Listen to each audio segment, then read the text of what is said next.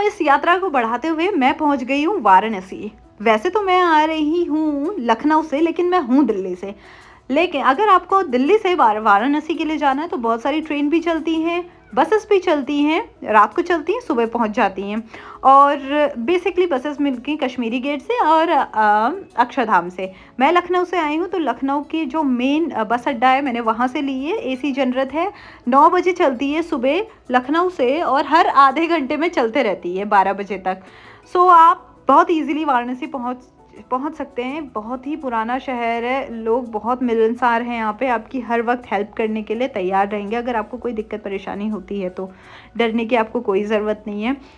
आप जैसी bus station पे पहुँचेंगे, जनरली जो हमारे प्राइवेट जो टिकट बूथ होते हैं वो बाहर होते हैं, लेकिन आपको वाराणसी बस स्टेशन के अंदर ही प्राइवेट टिकट बूथ भी मिल जाएंगे। यहाँ से राष्ट्रीय अंतर्राष्ट्रीय बस सेवा, अंतर्राष्ट्रीय से तात्पर्य है नेपाल की, भी आपको ईजिली मिल जाएगी।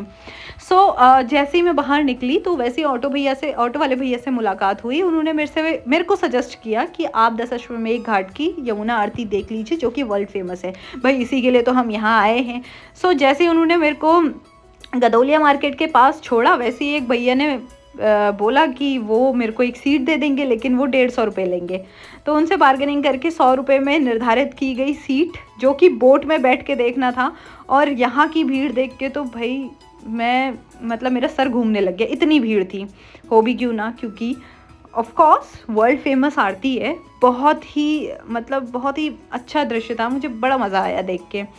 उसके बाद मैं बहुत ज़्यादा थक गई थी, एक तो ट्रैवल सिकनेस हो ही जाती है। तो ये है मेरा हॉस्टल, जो कि मैंने booking.com से किया था। बहुत ही बाहर से जितना अच्छा दिख रहा है, एक्चुअली इसकी सर्विस उतनी बेकार थी। ये था 80 घाट पे, और गदौलिया मार्केट से 80 घाट जाने के लिए भी मैंने 100 रुपये दिए। ठीक है, आप पहली बार आए हो, मेरे को बस जाना था, फ्रेश होना था, नहाना था, क्योंकि सुबह से मैं बैठी हुई थी, और कुछ खाना खाने के लिए बाहर निकलना था, और फिर सो जाना था।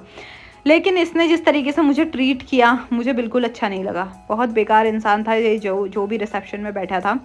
इसने बस बोला ऊपर चले जाना, और जो डोरमेट्री का ऊपर वाला बेड है वो ले लेना। इस तरीके की ये डोरमेट्री थी, और ऐसे ही गया मेरा पहला दिन। दूसरे दिन की स्टार्टिंग करने के लिए सबसे पहले मैंने सोचा बाहर निकलना बहुत ज़रूरी है। तो इस तरीके का कुछ ये बाहर जाने का रास्ता था, बिल्कुल अंदर टाइप का, काफ़ी अंदर था। सभी ऐसा होते हैं। तो ये है कुछ। मैं पहुंच गई 80 घाट, और 80 घाट से अब मैं डिफरेंट घाटों को एक्सप्लोर करते हुए आगे जा रही हूँ। ट्रैवल की सबसे अच्छी बात यही होती है, बस आप सामने रास्ता है और आपको डिसाइड करना है कि आपको कौन सा रास्ता चुनना है। मुझे ऐसा लगता है ज़िंदगी के सफ़र में भी ऐसे ही होता है, और नॉर्मल ट्रैवल में भी ऐसे ही होता है। ये है वो स्पॉट जो रांझना मूवी में जहाँ पे शूटिंग हुई थी। पहले तो मुझे इसे देख के ऐसा लगा ये देखा जैसा है, पता नहीं कहाँ देखा है। फाइनली जब मैंने रील्स बनाई तब मुझे पता चला कि एक्चुअली ये स्पॉट है। लेकिन बहुत ही अच्छा लगता है यहाँ पे, बहुत ही अच्छा लगता है। बहुत आप बैठो, बहुत सारे कलाकार हैं, जो हैंडमेड आइटम बनाते हैं, जो कलाकारी चित्रकारी करते हैं, स्केच करते हैं, वो आपको मिल जाएंगे। बड़ा अच्छा लगता है यहाँ पे। अगर अकेले भी बैठे हो ना, तो भी आप सोचो कि अकेले नहीं हो, सब लोगों के साथ हो। फाइनली मेरे को एक वे मिला, और यहाँ से मेरे को शुरू हुई गलियाँ। तो पहले तो मुझे थोड़ा सा डर लग रहा था, क्योंकि ऑफ कोर्स 1 मिनट के लिए मैंने भूल गई थी कि मैं इंडिया में हूँ। फिर मुझे ध्यान आया कि नहीं, मैं इंडिया में ही हूँ, क्योंकि यहाँ मुझे कुत्ते नहीं दिख रहे थे। ये अच्छी बात भी थी मेरे लिए, क्योंकि मुझे थोड़ा कुत्तों से डर लगता है। चलते चलते मुझे मिल गई शिव जी की बारात, और इसने मेरा मनोबल और भी बढ़ा दिया। मैंने कहा अब तो ये देख लिए, अब हम और एक्सप्लोर करेंगे। फाइनली एक्सप्लोर करते करते मैं पहुँच गई अपने हॉस्टल। ये है हॉस्टल, और आज मैं इसे कह रही हूँ टाटा बाय बाय, बिकॉज़ इस हॉस्टल में मैं ज़्यादा रुकने वाली नहीं थी। और मैं जहाँ भी जाती हूँ ना, ये एक तो मुझे एक्सपीरियंस बहुत बेकार मिला है यहाँ के, और मैं जहाँ भी जाती हूँ ना, 2-3, अगर मैं 3 दिन के लिए जा रही हूँ तो 3 अलग अलग स्टे करूँगी, अनटिल जब तक वो मेरे को अच्छा मैं अच्छा फील नहीं करती हूँ।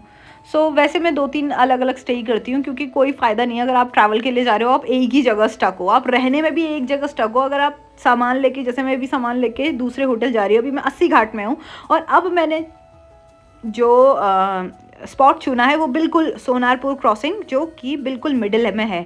यहाँ से हर चीज़ें जो है ना, जैसे तुलसी मानस मंदिर, जो हमारा शक्ति योग पीठ है, वो भी पास है।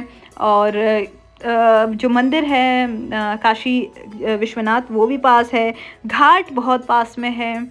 तो सारी चीज़ें मतलब कहने की बात है ये सारे पास में है। सबसे अच्छी बात है वहाँ पे जितने भी रिक्शे वाले होंगे ना, आप उन्हें बोलो कहीं भी जाना है वो आपसे बोलोगे 100 रुपये। तो आप पहले जिस तरीके से मैप वैप लगा के आप देख लीजिए कितना किलोमीटर, 1 किलोमीटर के मैंने बार्गेनिंग करके इन्हें 50 रुपये दिए, क्योंकि आपको ऑफकोर्स सेकेंड डे अब मैंने तो एक्सप्लोर कर ही लिया था।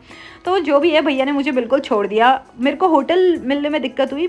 लैंडलॉर्ड मतलब लैंडलॉर्ड तो नहीं, जो होटल वाले हैं ये बहुत, इनका नया स्टार्टअप है और ये इनका कार्ड था। अब अगर आप कभी यूज़ करना चाहें तो ये कर सकते हैं। ये बहुत ही बढ़िया, इनका हॉस्टल भी है और होटल भी है। 1000 रुपये में मेन सेंटर में आपको होटल मिल रहा है और टाइम से मिल रहा है। तो यार इससे अच्छी बात क्या होती है। ऊपर से आपको वो गाइड भी दे देते हैं कि भाई कहाँ जाना है, कहाँ जाना है, कैसे जाना है। ठीक है, अगर आप कोई अच्छा भी है ना, अगर आप ट्रैवलर हो तो आप मतलब यू थिंक ट्वाइस, एक बार उसे क्रॉस चेक कर लो कि भाई जैसे इन्होंने मेरे को बोला था कि बहुत सारी जगह जाने के अमाउंट भी बताए थे, लेकिन मैंने कहा ओके ठीक है, बट ठीक है, अच्छा ही तब तक ही सही होती जब तक आपको कमरा नहीं मिलता। फिर मैंने क्या था, मैं सारा और सामान लिया और फेंका और एक्सप्लोर करने के लिए निकल गई, क्योंकि होटल के कमरे में बैठने के लिए तो नहीं आए हम वाराणसी, घूमने के लिए आए। सो मैंने चेंज किया और मैं चले गई गलियों की तरफ, क्योंकि बहुत ट्रैफिक था। छोटा शहर है, बहुत सारे लोग हैं, बहुत पुराना शहर है। इसकी जो सुगंध थी या कह सकते हैं इसका जो फील था ना, यहाँ की गलियों में चल के आ रहा था। गलियाँ बहुत नैरो थी ऑल्दो, लेकिन बहुत ही क्लीन गलियाँ थी। मतलब मुझे देख के तो ये मतलब जहाँ थोड़ा सा नाली वाली था ना, वो भी एरिया क्लीन था, मतलब अच्छा लग रहा था देख के।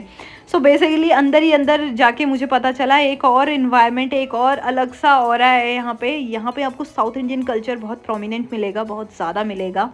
2-3 थे मेरे मोटिव। एक तो मुझे ब्लू लस्सी की दुकान देखनी थी क्योंकि बहुत ज़्यादा फेमस है। दूसरा बनारसी साड़ी अगर कोई ढंग का दे दे, ढंग की रेट में दे दे और प्योर दे दे।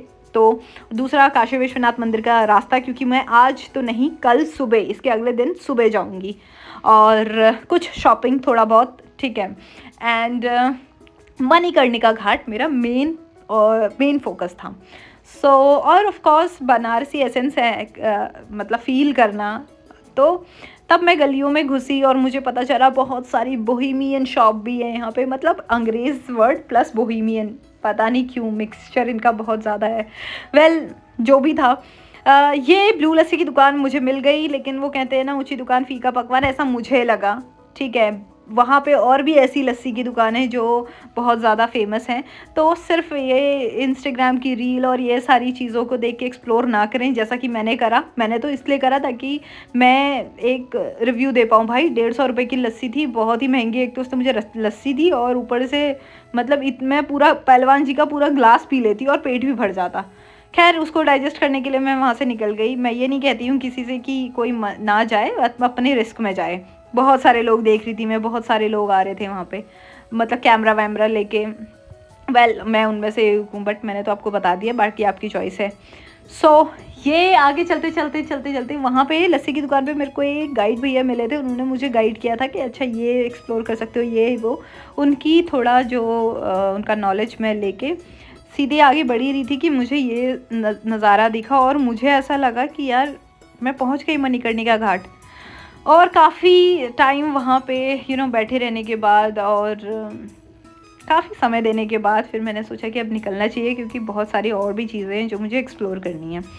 सो ये मैं मार्केट की तरफ जा रही थी। यहाँ छोटी मोटी मैंने शॉपिंग करी। दिल्ली के रेट से कंपेयर मत करना, क्योंकि बनारस बहुत एक्सपेंसिव है। लेकिन जो बनारस में लोकली बनता है, जैसे कि एक बैग है जो मैंने टाक रखा है, ये मैंने 80 रुपये का लिया। 50 का भी दे देता, 4-5 और लेती तो, लेकिन फिर मैंने कहा यार ठीक है 80 में ठीक है। तो इस तरीके की आप छोटी छोटी शॉपिंग कर सकते हो वहाँ पे। बाकी सूट सलवार ये सारी चीज़ें तो नॉर्मल रेट पे मिल रही थी वहाँ पे, जैसा आपको दिल्ली विल्ली सरोजनी में मिल जाती हैं। बाकी ईयरिंग्स और ये सारी चीज़ें एक्चुअली बहुत एक्सपेंसिव थी। सो मैंने यहाँ से लिया रिक्शा और मुझे जाना था सीधे होटल, क्योंकि यहाँ से मैं कुछ दुपट्टे और ये सारी चीज़ें लेके आई और मुझे वो करना था चेंज करने के बाद तुलसी मानस मंदिर, शक्तिपीठ, जो 51 शक्तिपीठ में से एक शक्तिपीठ है जहाँ मैया की छोटी उंगली गिरी थी, दुर्गा मंदिर भी यहीं पे है, वो भी मुझे एक्सप्लोर करना था। संकट मोचन नहीं जा सकते थे, सिर्फ उसका रास्ता देखना था। और BHU को भी दूर से देख रहा था क्योंकि रात हो चुकी थी।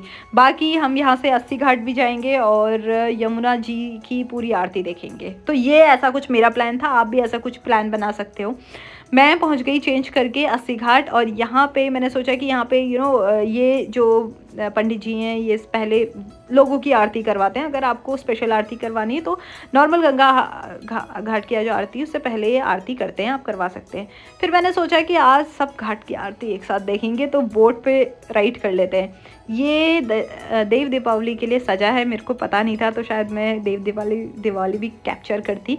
वेल इस घाट से हमने देखा कि बहुत सारे अलग अलग घाटों में गंगा जी की आरती हो रही है, और बहुत सारे अलग अलग 2 घाट हैं यहाँ पे जहाँ पे चिताएँ भी जल रही हैं। पहले तो मैंने सोचा शायद गंगा आरती है, लेकिन एक्चुअली पता चला वो मोक्ष वाहिनी थे।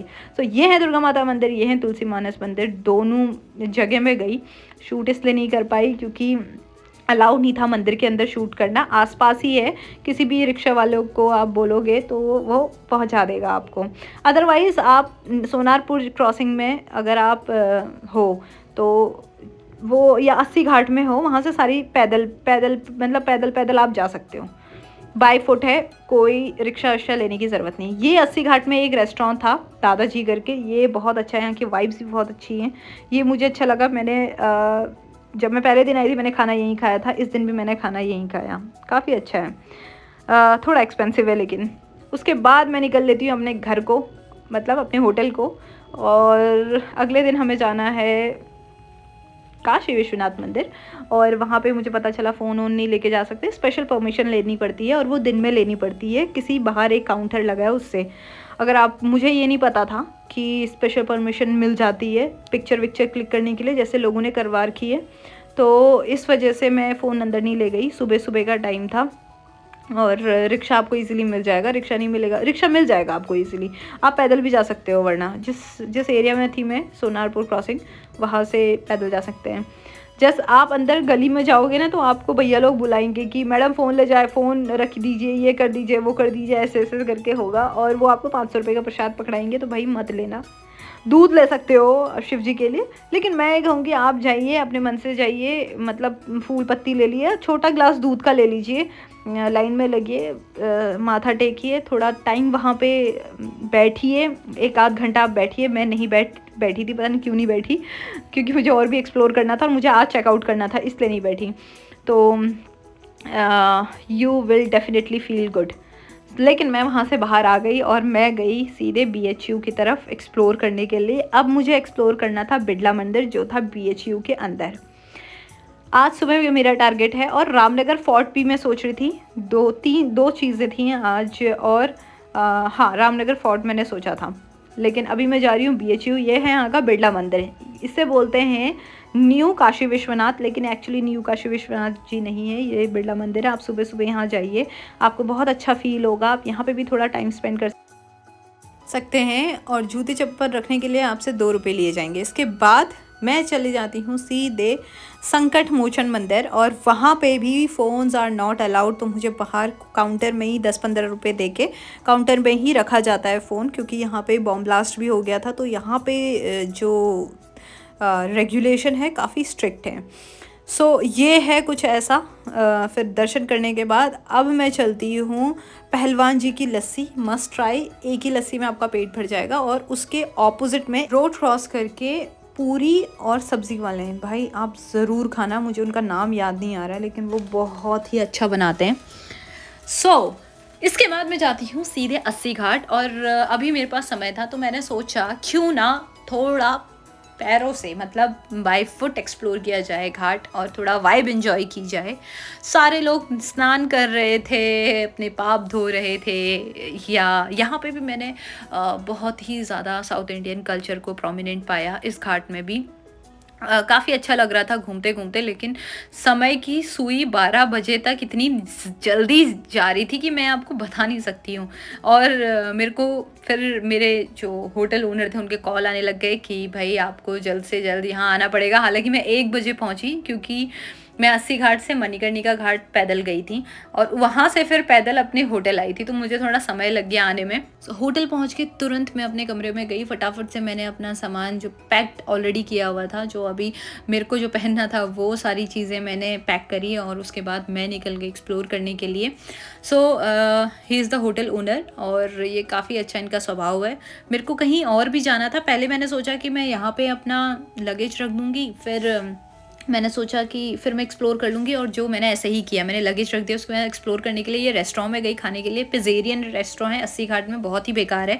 यहाँ से मायूस होके मैंने सोचा कि बोट राइड ले लेते हैं। तो शाम हो ही गई थी ऑलमोस्ट, और 5 बजे पहले मेरी ट्रेन थी, तो पहले मुझे रेलवे स्टेशन जाना था। रेलवे स्टेशन और बस स्टेशन जो वाराणसी का है ना, आमने सामने ही है, तो मैं रेलवे स्टेशन चले गई। फिर बाद में पता चला मैंने रेल यात्री से करी थी टिकट बुक, और बहुत ही घटिया ऐप है। पहले तो उसने कहा कि तत्काल कंफर्म हो जाएगा, लेकिन फिर तत्काल कंफर्म हुआ नहीं 3 दिन से, तो लास्ट मोमेंट में टिकट कैंसिल हो गई, रिफ़ंड भी नहीं आया। तो मैंने सोचा कि अब हमेशा जो करूँगी वो रेल यात्री से तो कभी नहीं करूँगी, डायरेक्ट रेल काउंटर में जाके या ऐसी कोई जान पहचान से करूँगी। फिर बड़ी मुश्किल से बस स्टैंड आई और बस सर्विस वाले को पूछा, तब जाके उसने रो रो के एक टिकट दिया, लेकिन दे दिया।